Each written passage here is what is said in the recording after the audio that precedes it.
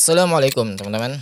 Ya viral sebuah video ya di mana pernyataan ini datang dari Ustaz Alfian Tanjung yang dengan terang-terangnya ya dengan percaya dirinya itu menyerang sosok Kang Deddy Mulyadi.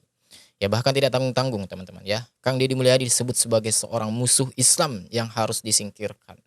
Ya kalau saya duga seperti itu. Katanya sosok Kang Deddy Mulyadi hanyalah seorang pemimpin yang membawa kemusyrikan, hanya membawa keburukan, hanya membawa kesengsaraan bagi warganya, bagi masyarakat yang beliau pimpin. Ayo coba kita lihat, begitu entengnya ya seorang Ustaz Alfian Tanjung ya mengeluarkan narasi-narasi seperti itu. Dan mungkin coba kita lihat videonya teman-teman. Itu Ridwan Kamil dan Deddy Mulyadi. Memang dua-duanya nggak juga kita terlalu suka lah ya.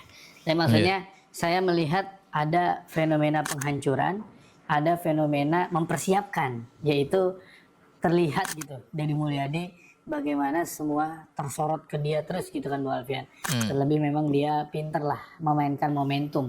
Yang mudah-mudahan memang itu benar. Nah tapi di sesi awal ini Bu Alfian, akhirnya nanti kan di 2029 kita jadi sulit memunculkan orang nih Bu Alfian. Kenapa? Karena sudah dari sekarang nih udah dipersiapkan. Jadi mungkin kalau Ridwan Kamil udah agak sulit nih dengan udah muncul begini. Deddy Mulyadi Jadi seakan-akan Kang Deddy Mulyadi ini memang sosok atau pion teman-teman yang dipersiapkan untuk tahun 2029 ya kontestasi ya pemilihan ya presiden. malah terbuka Terlalu lebar. jauh ya. Gibran juga terbuka lebar. Bagaimana Bung Alfian melihat fenomena persiapan yang dilakukan oleh musuh-musuh Islam? Silakan Bung Alfian. Musuh-musuh Islam teman-teman ya kita dengarkan tadi ya jelas ya musuh-musuh Islam ya Kang Deddy dianggap sebagai musuh Islam. Saya ingin memberikan kata kunci Bung Kameramen dengan tegas menyebut kata musuh-musuh Islam. Padahal ketiga nama yang disebut itu agamanya Islam semua. Oke. Nah untuk pemirsa saya ingin memberikan satu alasan kenapa seorang Bung Kameramen sampai menyebut kalimat itu. Karena memang keberadaan kepemimpinan yang muncul dalam era di negeri kita sejak zaman Soekarno sampai hari ini. Kita memang tidak pernah merasakan pemimpin yang memberikan sentuhan-sentuhan yang penuh dengan ruhul diniyah, ruhul islamiyah, dan ruhul mawaddah warahmah dalam konteks keluarga bangsa, keluarga negara, keluarga Indonesia. Dan ini penting saya perdengarkan. Jadi kembali kepada sehubungan dengan munculnya Ridwan Kamil yang rumahnya sudah mulai dilakukan proses penelitian atau penyelidikan atau bentuk inspeksi atau bentuk ya kalau bahasa saya diobrak-abrik oleh KPK untuk mendapatkan apa dan bagaimana. Dan orang yang bernama Deddy Mulyadi, kemenangan orang ini jadi gubernur Jawa Barat ditengarai bahwa memang dia melakukan persiapan sejak dia menjadi wali kota Purwakarta 10 tahun yang lalu. Oh, sampai di situnya ya. Sehingga dia punya kerja kurang lebih 10 tahun efektif untuk membangun basis-basis dukungan, jaringan segala macam. Nah untuk Gibran ini sangat berbahaya. Saya yang menguasai perjalanan sejarah. Ya Gibran diduga mulai bersiap untuk Pilpres 2029. Indikasi berani menelikung Prabowo. Perjuangan politik umat Islam, Gibran memang disiapkan dengan cara-cara yang menurut saya tidak bisa dilihat sambil lalu. Pertama munculnya the next president yang diawali dengan posisi dia sebagai wali kota Solo, yang kemudian ternyata sepengetahuan saya dia mempunyai 3-7 konsultan politik yang berkaliber internasional untuk menata dia untuk muncul sebagai orang yang seolah-olah hanya only one choice, hanya dia saja yang layak jadi presiden. Saya ingin mengatakan potensi yang sama sebenarnya ada pada Pak Anies. Nah cuma saya ingin mengatakan Pak Anies katanya sudah jelas kalau dibuat pertandingan kompetisi yang fair sudah nggak mungkin dikalahkan. Yang jujur, yang adil ya. Dengan yang menang sekarang pun Pak Anies sesungguhnya pasti menang, insya Allah kalau fair gitu. Nah menjawab pertanyaan atau opini awal Bung Kameramen, sebenarnya inilah yang membuat saya suka protes kepada beberapa kawan-kawan di berbagai grup WhatsApp.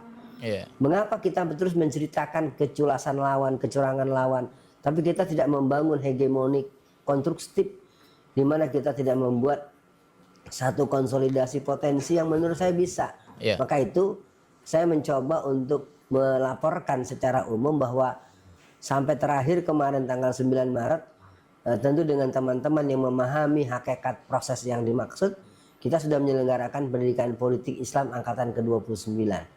Dan kita akan langsungkan terus dengan perbaikan, dengan perapihan, dan terus artinya untuk mencoba membuat jawaban alternatif yang tersebar, yang luas, yang real, dan solutif. Dan tentu ini tidak mungkin dibahas dalam waktu yang singkat, Iya. dan juga tidak diperlukan dibahas di forum-forum yang terbuka. Kata kuncinya, Ridwan Kamil kemungkinan besar masuk kotak. Deddy Mulyadi akan membangun hegemonik dengan menggabungkan pola-pola sekuler, pola-pola yang anti-Islam, dan Gibran akan menggunakan pola The next president. robotik ya, karena dia adalah sebetulnya tidak ada apa-apa. Begitu Bung Kameramen. Ya, Bu Alfian, kalau menarik nih Bu Alfian, kalau kita melihat kan, kita memang lebih sering umat Islam itu bereaksi Bu Alfian.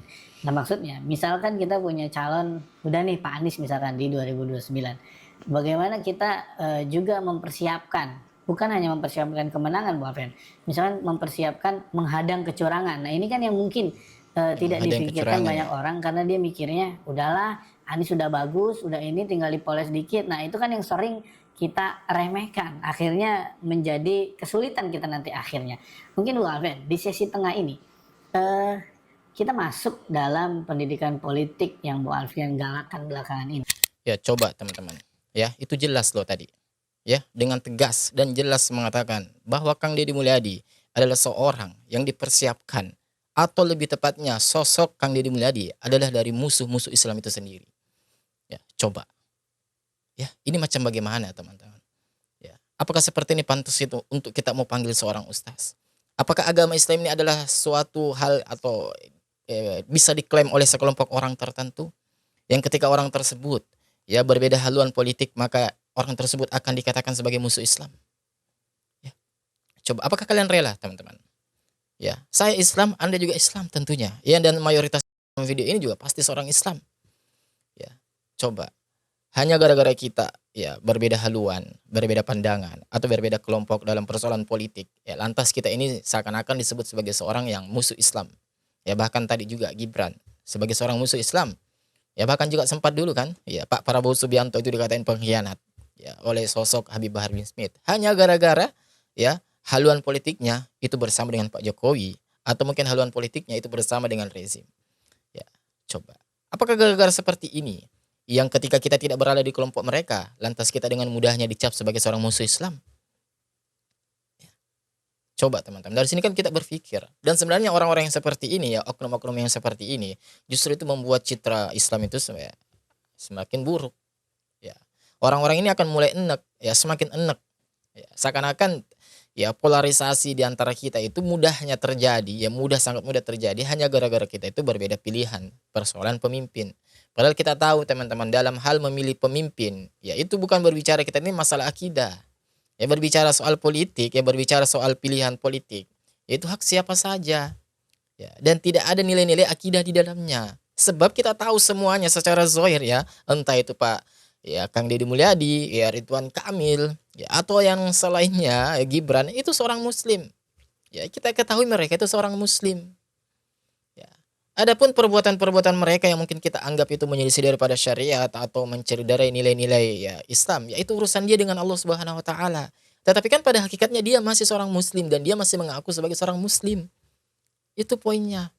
Ya jadi kita ini tidak berhak ya menjustifikasi bahwa mereka yaitu bukan golongan dari seorang muslim atau bahkan musuh Islam. Ya siapa kita? Apakah kita mendapatkan mandat dari Allah Subhanahu wa taala untuk bisa mengetahui hal-hal yang gaib seperti itu? Apakah mereka-mereka ini mendapatkan mandat dari Allah Subhanahu wa taala untuk mengklaim diri mereka seorang Islam dan di luar dari mereka bukan seorang Islam? Ini kan menjadi sebuah pertanyaan besar, teman-teman. Ya, ini menjadi sebuah pertanyaan besar. Ya. Bahkan ketika saya ini pribadi mengangkat video ini, pasti ada saja tuh yang menganggap bahwa saya ini bukan Islam. Hanya gara-gara mungkin condong ke Kang Deddy Mulyadi. Saya tidak condong kepada beliau, saya hanya condong kepada kebaikan yang beliau lakukan. Kalau ada salah yang beliau lakukan, saya tetap akan salahkan. Ya termasuk masalah-masalah ketika ya pembakaran atau istilahnya membuat patung, ya saya pribadi menyalahkan. Ya tetapi apakah harus saya menutup mata dari kebaikan-kebaikan Kang Deddy Mulyadi yang lainnya?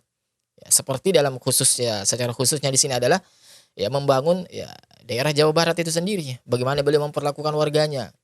Ya, bagaimana beliau bersusah payah ya merelakan ya tenaganya untuk bersusah payah mendatangi rumah-rumah warganya ya menyidak, ternyata didapatinya ada orang yang belum memiliki makanan untuk sahur. Ya, coba, apakah kebaikan tersebut mau kita abaikan? Ya, kita harus berani katakan itu baik, ya perbuatan yang baik, masya Allah. Dan itu salah satu ciri-ciri seorang muslim yang baik, ya perbuatan seperti itu, ya perbuatan akhlak, ya perbuatan ya empati yang tinggi. Itu kan nilai-nilai Islam diterapkan di situ, Kang Deddy Mulyadi. Kemudian beliau ya sangat antusias dan bersemangat untuk membongkar tuh tempat-tempat yang berada di puncak, yang dimana ya di situ ya beliau beranggapan bahwa puncak itu adalah merupakan daerah resapan air. Kalau kita membangun sebuah bangunan di situ semakin banyak, itu justru akan merusak ekosistem alam. Ya, lagi-lagi apa di sini teman-teman? Beliau menjaga kelestarian alam. Apakah itu bukan merupakan suatu nilai-nilai Islam? Ya, Islam kan diturunkan sebagai ya agama, salah satunya adalah sebagai rahmatan lil alamin. Ya, menyebarkan rahmat untuk seluruh alam. Ya, artinya bukan hanya untuk sesama manusia, hubungan kita sesama manusia dan hubungan kita antar kita dengan Allah Subhanahu wa taala, tetapi bagaimana perlakuan kita, ya, bagaimana kelakuan kita terhadap alam, ya, terhadap alam di sekitar kita. Ya, burung-burung, hewan-hewan, ya, dan terkhusus di sini adalah alam, ya pepohonan, ya kebun-kebun, ya hutan. Coba. Ya, jadi Kang Deddy Mulyadi sebenarnya sudah menerapkan nilai-nilai Islam itu sendiri. Apakah orang yang seperti ini mau kita katakan sebagai seorang musuh Islam? Ya. Terlepas bagaimana ya, ada anggapan atau mengatakan bahwa itu mah pencitraan. Itu mah ya sengaja dibentuk, dibangun, di framing sedemikian rupa untuk mempersiapkan ya tahun 2029 kontestasi Pilpres. Ya, itu kan pada akhirnya itu hanya sekedar bersifat opini, teman-teman. Ya, opini. Ya toh kalaupun ada misal nilai-nilai atau sisi-sisi politik yang dilakukan atau yang diniatkan oleh Kang Deddy, ya namanya manusia, ya tetap saja ada, apalagi beliau adalah seorang anggota partai, ya tentu ada. Tetapi di sini poinnya adalah kita mesti pahami bahwa sisi-sisi kemanusiaan yang beliau tunjukkan itu jauh lebih besar dibandingkan sisi-sisi nilai politik. Kalau kita mau jujur-jujuran deh, ya siapa sih di sini yang tidak memiliki ya tujuan-tujuan politik ketika mengabdikan dirinya kepada rakyat? Coba. Ya kita mau jujur-jujuran deh. Adakah seperti itu? Ya, adakah orang yang murni mau mengabdi kepada rakyat ya tanpa ada tujuan politik tertentu? Ya. Tidak ada, teman-teman. Kita mau mensejahterakan rakyat, kita mau memakmurkan rakyat, ya. Kita berlomba untuk masuk ke suatu kursi misal kepemimpinan karena tujuan kita ingin memakmurkan rakyat. Pada hakikatnya itu adalah politik itu sendiri. Kita berpolitik di situ.